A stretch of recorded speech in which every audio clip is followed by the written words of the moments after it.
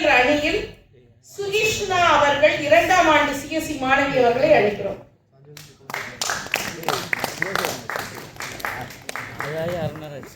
ஏழு தூக்கி பள்ளியில் இன்று பயிலும் மாணவன் தான் நாடு காக்கும் தலைவனாய் நாளை விளங்க போகிறான். தித்திக்கும் தேன் தமிழ் திக்கட்டும் பரவட்டும், முத்தமிழ் தாய்க்கு என் முதற்கண் வணக்கங்கள்.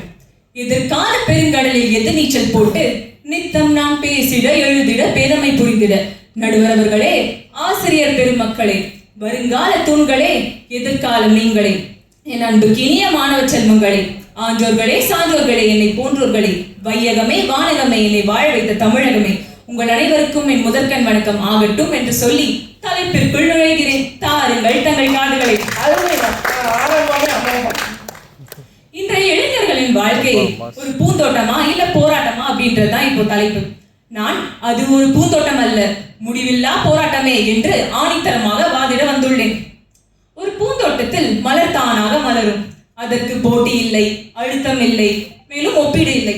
ஆனால் ஒரு இளைஞனின் வாழ்வில் அவன் தினமும் ஓடிக்கொண்டிருக்கின்றான். மதிப்பெண்களுக்கு பின்னால் ஓடிக்கொண்டிருக்கின்றான். வேலைக்காக ஓடுகிறான், ஒரு அடையாளத்திற்காக ஓடுகிறான்.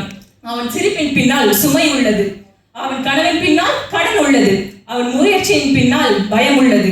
இது பூந்தோட்ட வாழ்க்கையா? இல்லை. ஒரு பூந்தோட்டத்தில் மலர் சாய்ந்தால் அது யாருக்கும் பாதகம் இல்லை. ஆனால் ஒரு போர்க்களத்தில் வீரன் சாய்ந்தால் அது வரலாற்றில் எழுதப்படும். இன்றைய இளைஞன் முட்களின் மேல் தான் நடந்து கொண்டிருக்கின்றான். தெய்வத்தான் ஆகாதேனும் முயற்சி தன் மெய்வருத்த கூலி தரும் என்று திருவள்ளுவர் சொல்லியிருக்கிறார். இந்த குறளில் வள்ளுவர் சொல்வது என்ன? விதி உதவாவிட்டாலும் முயற்சி தான் உதவும். இன்றைய இளைஞன் அதிர்ஷ்டத்தின் மீது வாழவில்லை, அவன் அதிக முயற்சி மீதுதான் வாழ்கின்றான். மலர் விழுந்தால் பழம் கிடைக்காது. ஆனால் இளைஞன் வேர்வை சிந்தினால் தான் இங்கு அவனுக்கு வெற்றி கிடைக்கும். அதனால் இன்றைய வாழ்க்கை முயற்சியின் போராட்டமே. இடுக்கண் வருங்கால் நகுக, அதனை அடுத்தூறுவது அத்தொப்பது இல். துன்பம் வந்தாலும் சிரித்து எதிர்கொள்ள வேண்டும் என்று வள்ளுவர் கூறுகிறார். இன்றைய இளைஞர் இன்ஸ்டாகிராமில் சிரிக்கின்றான். ஆனால் அவன் உள்ளே தோல்வியின் வேதனை, நிராகரிப்பின் அவமானம், ஒப்பிடுதலின் அழுத்தம். அவன் சிரிப்பது சந்தோஷத்தால் அல்ல, சமூகத்திற்கு தன் பலவீனத்தை காட்ட விரும்பாததால் மட்டுமே. வினைத்திற்பம் என்பது ஒருவன் மனத்திற்பம், மற்ற எல்லாம் பிறர் என்ற திருக்குறளில் வள்ளுவர் ஒருவரின் வெற்றி என்பது சூழ்நிலையால் வரக்கூடியது அல்ல, மன வலிமையால் மட்டுமே வரக்கூடியது என்று கூறுகிறார். உங்க எல்லாருக்கும் ஒரு குட்டி கதை சொல்லட்டுமா? மும்பைல வந்து ஒரு சிறிய கிராமம், ஒரு மீனவ கிராமம். அங்க வந்து ஒரு மீனவரோட பொண்ணு, அவங்க பேர் வந்து மரியா ஆண்ட்ரிவா. அவங்க வந்து வாழ்க்கையே வந்து பொருளாதாரத்துல ரொம்ப சிக்கல் இருக்குது அவங்களுக்கு. அவங்களோட ஒரு வாழ்வாதாரம் வாழணும்னாலே அவங்க அன்னைக்கு கடலுக்கு போனாதான் உண்டு அப்படின்ற மாதிரி. ஆனா அந்த பொண்ணுக்கு ஒரு பெரிய கனவு. அந்த கனவு என்னன்னா ஒரு பெரிய நீச்சல் வீரர் ஆகணும் என்றுதான். இப்போ அவள் பயிற்சி செய்த இடம் என்ன என்று நீங்கள் கேட்டால் அதிர்ந்து போய் விடுவீர்கள். அந்த இடம் என்பது கடல் தான். அவள் அலை அடிக்கும் கடல், உப்பு கலந்த நீர், கண்களை அரிக்க செய்யும் கடல். ஒரு நாள் அமைதி, மறுநாள் புயல். அலை அவளை பின்னால் தள்ளும். அவள் முன்னேறினால் கடல் அவளை சோதிக்கும். சில நாட்கள் காயம், சில நாட்களில் உடல் சோர்வு, சில நேரங்களில் தன்னால் முடியுமா என்ற சந்தேகம். ஆனால் அவள் நின்றுவிடவில்லை. ஏன் தெரியுமா?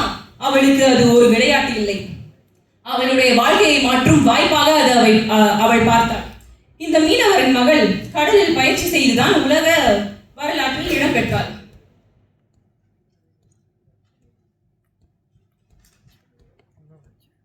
ஆதலால் மாண்புமிகு நடுவர் அவர்களே, அப்பெண்ணுக்கு நீச்சல் குளம் என்ற வசதி இருந்திருந்தால் அது அவளுக்கு பூந்தோட்டம். ஆனால் அவளுக்கு அது இல்லை.